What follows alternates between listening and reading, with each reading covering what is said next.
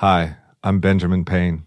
At the K-12 Education Office at Hillsdale College, we support school founding groups and their efforts to start classical schools across the country. Finding the right leader is one of the first and most important steps to building a successful school. While we do consider experience in education, we seek candidates who exhibit unwavering personal integrity, honesty, courage, and servant-hearted leadership. Perhaps that's you. If you're looking to engage in fulfilling, impactful, and challenging work protecting our nation's future and building up the next generation of virtuous citizens, we'd love to hear from you. I'm looking for strong school leaders right now. Learn more about how you can make a difference at hillsdale.edu/leader. hillsdale.edu/LEADER. That's hillsdale.edu/leader.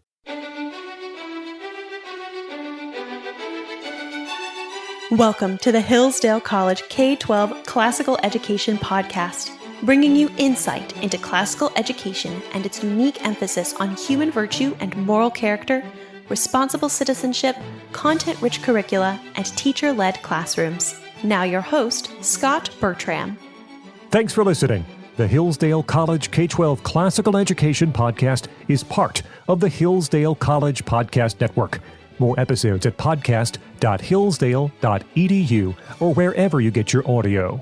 You also can find more information on topics and ideas discussed on this show at our website, k12.hillsdale.edu. We're joined by Sam Foat. He's Dean of Upper School at Treasure Coast Classical Academy in Stuart, Florida. Sam, thanks so much for joining us. Thank you for having me, Scott. Talking today about a classical summer and supporting literature instruction. Why is parent involvement and support of literature instruction over the summer so important? Yeah, I think this is a great question. And in order for us to answer it most effectively, I think we need to lay the groundwork that a parent and a parent's involvement in a student's life is the best and most important thing. We have a saying that goes around here that parents are the first and best teachers of any student. And so we ultimately at Treasure Coast here, but then across any classical school, highly value any sort of support that can happen in regards to what's occurring inside of the classroom, as we see ourselves as secondary in that way, where the primary teaching is the type of teaching that's happening inside of the home, because ultimately that's the type of teaching that orients the student towards this more complete life. Now, in terms of literature instruction in particular, I think it's important for us to recognize why we read literature in the first place. And in terms of how we go about that, we ought to recognize that we read literature in order to encounter great stories that are proven by the test of time. And these stories teach us more about what it means to be human and to act towards the end of complete and happy lives. And through that process, we hope that we cultivate our moral imaginations through reading about great characters and through story, appreciating great examples, whether fictional or non-fictional. Through this, we hope to develop a more comprehensive understanding of what it means to live well. And this perhaps is maybe one of the biggest distinctions that we ought to make off the bat, is that literature instruction is not necessarily equivalent to the acquisition of reading skills. Although in order for students to be able to access literature, classic literature, they will naturally be using their reading skills that they develop. So they do go hand in hand. However, it is an important distinction in order to make, because ultimately what we hope to have in any active literature instruction is instruction reflecting on how to become better people and live good and happy lives. So I find this to be a topic that is fundamentally important for the formation of young people, as well as the cultivation of good inside of family units. These things are essentially important to people, to society, to our conception of what is beautiful and good and true. So hopefully that at least gets us started here. The nature of literature instruction ought to always be pointed towards this cultivation of delight and wonder. And fundamentally, when we do read great works of literature, these are these things that point us and push us and pull us into the directions of things that are so great and so important for us to consider, that ultimately, fully where I think we land is this place that we ought to really consider the importance of involvement in regards to cultivating the sense of leisure in a young person and the pursuit of a beautiful thing for its own sake, regardless of anything else, because it is good in and of itself to participate in these stories that are tested by time and teach us what it means to be human. So ultimately, that's what we're trying to get at. A lot of conversation that has to do with literature instruction, especially when you consider what more of a modern progressive approach might be, is to avoid a terminology here of learning loss. Mm-hmm. And I'm actually going to advocate that not be the primary reason, or really even a secondary reason, quite frankly, as to the benefit of supporting literature instruction over the summer, and that the summer provides a prime opportunity, not only for young people, but also for their families, to spend as much time as necessary to go over things of great importance and really allow them to seep into their hearts and their minds and their souls, so that not only as individuals, but then as families, they can grow together towards these great ends, these happy ends that we would say come from virtue.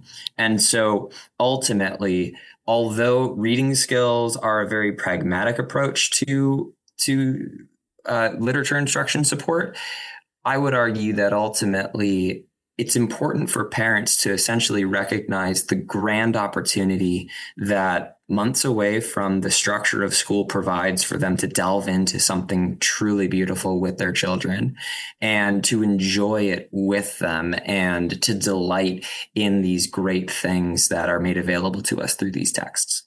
So if that's the why, how about some potential questions parents should consider, or approaches to take as they support their children's literature instruction over the summer? Of course, yes.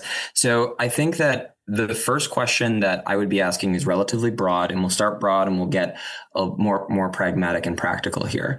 The first question that I would be asking is, what are the values we hope to spend time as a family discussing and practicing this summer? And that's going to come from discernment and conversation in regards to what is the best thing that we can envision us discussing and speaking about with our children. Fundamentally, literature is going to be the kind of thing that allows us to be able to discuss what calls us to this higher, more excellent standard of virtue. And so I do think that it is prudent for families to be intentional about what they want to focus on. There's all sorts of books and all sorts of things that can be discussed. However, a family unit pursuing this noble end is ultimately going to be pursued best when it is oriented towards the needs and the desires and the loves of the people that participate in that family. Now, once that gets settled and in terms of focus, I do think that there is a very pragmatic question of what kind of books will we make available in our home in order to accomplish this end? Are they books that are substantial? Meaning, do they have material that teaches us more about our own humanity, or at least are they things that have information that is good to know for its own sake? Are they interesting? Meaning, do your children have a desire to read on that topic? And we'll talk a little bit about that, hopefully, here later on. I don't know that every single appetite of a young person can be considered to be formally put together, especially depending on the age. So there is a balance there in terms of being given something that they maybe are not appreciative in the moment, but can be taught to, similar to the way that vegetables are typically introduced. They're not always met with the grandest of appreciation, but I know that was the case for me. So because I love vegetables now, and I think it's the same way with literature. We develop an appetite for great literature over time, but there's ways to do that effectively. So hopefully we get to chat about that. And then the last year is, are they accessible? Now, this is a term that I do want to be careful with. I do believe that there is quite a bit of wisdom in regard to allowing a human being to interact with a text that is seemingly not exhaustible. A prime example of this would be a text like John Milton's Paradise Lost.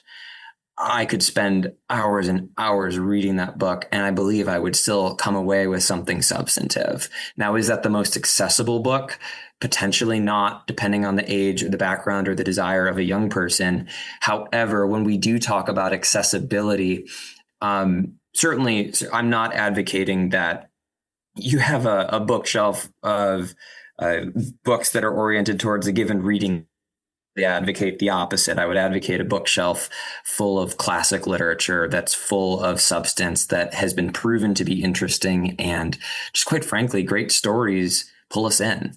And so those are the most accessible things. The last question, I think, to really frame the conversation is, how much time is realistic for our family to devote to this support? And when I say that, I do think that as family schedules get busy over the summer, it's easy for things like this to fall by the wayside. Or, for example, they're able to kind of take the place of secondary importance, when we would say that supporting literature instruction is a prime opportunity and something that's so special when done well. So ultimately, the needs of the family are going to determine really what that schedule and routine looks like. However, I do believe that those are generally the questions that I would at least begin to ask. All right, let's discuss some practical tips for parents that might be useful over the summer months. Should parents create some type of summer reading list for their children? And if so, what kind of balance should there be between what parents want to read and perhaps what students wish to read over these summer months? Yes, absolutely. So, okay, we'll start out with some practical tips just in regards to schedule and routine. And that would be the first thing I said. There should be a schedule and a routine related around literature instruction, or at least making time available to read at home together. Now, I do believe that there's a great benefit to reading out loud as a family, going through a text together and discussing it. However, I also believe that there is great opportunity for just sequestering time away that is special and important in order for us to go to our separate areas of the house, read the things that we've gotten either from the bookstore or from the library, and enjoy them. I do think that creating time that's special in order to consider stories that most delight the parents and that they would most cherish sharing is also important.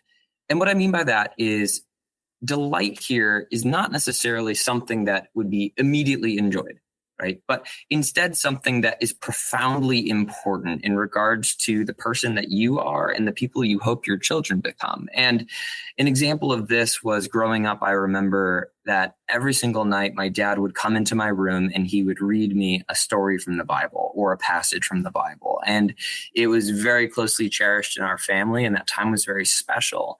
And it had to be about 10 to 15 minutes an evening. It wasn't an excessive amount of time. However, the great degree of care and intentionality towards that particular time really communicated to me the value and importance of what was being shared. In regards to the summer reading list, I would say that it is important for parents to determine what is going to be a book or two books or three books, depending on the capacity of the readers in your home, that as a family you explore together. Now, whether those are stories that you're going to read out loud together and then discuss, or if they're going to be texts that you might give to your children, maybe they're older, and then come back and discuss them later, is really up to your discernment and knowledge of your child. However, I do think that there's a natural balance to where you also want your students to be able to select texts they enjoy. And I have two examples from my upbringing in this. And one is the first time that my father ever introduced The Hobbit to me. And the way that it was introduced to me was that he told me we were going to read this book together. I would read it independently, and so did he, and we had the same copy. But what he had done was he had gone through each of the chapters ahead of time and thoughtfully came up with questions for me to write out answers to. And we did this over the course of a few months, where every day my dad would come home from work. We would sit outside in the beautiful Wisconsin summer when it's not too hot during the dusk of the evening, and we would discuss Tolkien's characters, and we would discuss the scenes and the journey that they go through and the development that we see through them. And it was a wonderful experience. Now, one of the other aspects of that was that quite often my mom would take my sister and I to the Waukesha Public Library.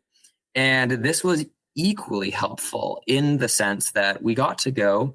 We were given quite a bit of freedom to be able to go around the library and find things that interested us. And as long as the books were not inappropriate, or they were not inappropriate is probably the right word to say, crass or maybe just frivolous might also be another word to use. As long as they were substantive, my parents generally were fine with us bringing home books we were interested in, reading them on our own. And so I got to spend a lot of time reading about the world of Star Wars, which has very little to do with many important things, and it has a lot to do with a lot of important things. And so I do think that there is that balance. One other more practical way to think about this too, and one recommendation I would make to parents seeking to support literature instruction, is to prioritize having books available in their home that are substantive and meaningful and important. And I do believe that this is a way that there can also be a more practical balance between you will read this book and you can read any book you want to, in the sense that the parents do kind of create a book list, so to speak, or a reading list by virtue of simply the books that they choose to introduce to their home. And if those are the books that are available, well, then those are the books that children can choose to read from. And so I would advocate that a great deal of thought goes to which books are being brought into a house, and in regards to that. Sam Foat with us, Dean of Upper School at Treasure Coast Classical Academy. Are there particular smart ways to promote reading aloud over the summer? Absolutely. So I believe that the best way to promote anything is to be engaged in the task itself. And primarily, I would recommend finding time to set aside as a family to read aloud from a rich, time-tested story that teaches the readers more about what it means to be human beings. A great example of this is the Narnia series by C.S. Lewis, which was a celebrated collection of books that my family sat around and read as my sister and I grew up. And having the opportunity to talk about High King Peter and Aslan with my mom and dad and my sister, and to contextualize the world of Narnia and understand the Pevensey children and what they go through, right to the Lion, the Witch, and the Wardrobe. But among the other stories, A Horse and His Boy and the Silver Chair, and just being able to have these worlds be created comes from a place of being able to then engage with them in an environment that I know is for my good and is also told to me by people that, quite frankly, love the story that they're telling me. And that's a big deal. If reading aloud occurs with a story where there is not a great degree of interest or not a great degree of buy-in, or just fundamentally, it's not necessarily even a story that you love or want to share, is most cherished, I do believe that kids can see through that quickly. And so my recommendation is to share stories that are of great importance. And this is the next idea here in terms of what I'd recommend on how to promote reading aloud. And that's done through dinner time traditions. Hopefully what can occur here at this time would be formed around the reading aloud of texts that are centrally important to the values of the family. And this harkens back to the conversation about being intentional about special times in order to read things that are most valuable to a family, such as the reading of a psalm or a catechism. And even that can be beneficial in terms of memorization and having this conversation that occurs back and forth between the child and the parent as they're teaching these things to them. Another option could be reading through a meaningful work of poetry that the students either studied in the year prior in school, or maybe it's a work of poetry that they'll study in the upcoming year. Potentially, I could envision with older students, older children, going through short stories or possibly stories of great length, depending on the ability to connect things throughout the course of the day. I could imagine that being a very special way to do that. But fundamentally, I do believe that promoting reading aloud starts with parents, quite frankly, participating in that task. And ultimately, what I think that does is it guides their children towards things that they find to be of primary importance. And then conversation in regards to what those things are, and why they're important, and why they're important to our family become really, really special opportunities for them to be able to engage in. One final question for Sam Foat. How can parents provide support for struggling readers, reluctant readers? Maybe they're reluctant because they're not the biggest fan of reading, or maybe they're reluctant because it's the summer and it's a change of scenery. How can parents provide some support for students who might have those issues? Absolutely. Well, we can go in two directions in this question, and I'll start with the shorter one first. The first is that, yes, it is their summer vacation, and I do believe that there is such a benefit to saying, we're going to go play outside today, and allowing them to blow some steam off and just enjoy living their childhood and enjoying the opportunity that they have here in the summer. That's such a benefit. I do think that experience and context through going out into the woods, or going out to go fishing, or going to the ice cream parlor with a friend and having a good conversation. Those are all things that actually would support literature instruction, in the sense that living a complete and full life, we hope, is the aim of understanding literature. And so being able to give yourself some grace potentially in that way, and allowing kids to be able to enjoy some of these aspects of freedom that they have in this time, I think is a benefit. I think it also lends itself to an understanding of a leisurely approach to literature instruction over the summer, where you can take your time with books. There's not necessarily the same demands as there would be by the rigor of a school year and the schedule that pertains to that. But instead, you can allow them to really get into a particular text. And as a parent, if you recognize that there's areas of deficiencies, whether that might be maybe vocabulary, or maybe they're dealing with not knowing context of a given text, or there's a variety of ways. Maybe it's as simple as going back to the basics with phonics and getting back into some of the literacy essentials curriculum, and really trying to help them work through the sounds of language and working through the skill of reading. That can be a time for that as well. So a couple of practical tips here, just in terms of what can you do. The first off is that if your student does have a preferred area of academic study, such as history or science, then a recommendation I would give is to use books or stories that are oriented towards those areas of study. And really use their interest to be able to help them to grow as readers and understand information that allows them to access things that are higher. Another way that you can go about this is to use audiobooks in order to help readers navigate larger portions of text, where if they have a copy of the text in front of them and are reading alongside of it as it's being read to them, that tends to be a way that a lot of young people are able to then really get into the text, especially if it is a good reader that is reading it to them.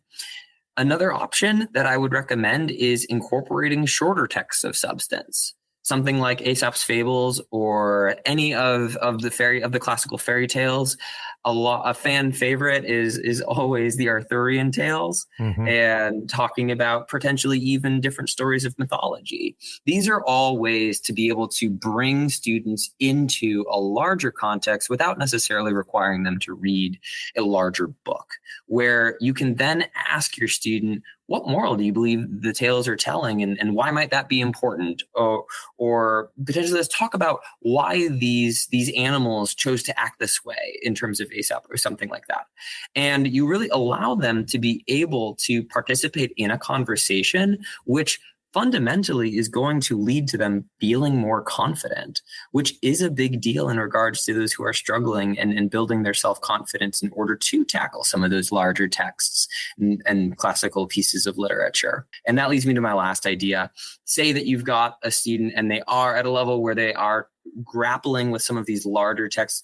A lot of, especially Renaissance medieval works, will have associating pieces of art, either created as illustrations to the text or in response to the text that a student could be interested in reading. And I would recommend using those to be able to establish potentially a more concrete world of the text, or at least to provide more context in terms of the visual aspect of what a story might be accomplishing. And that could also, in terms of a struggling reader, help them to be able to put together a lot of the story that they're reading in their mind.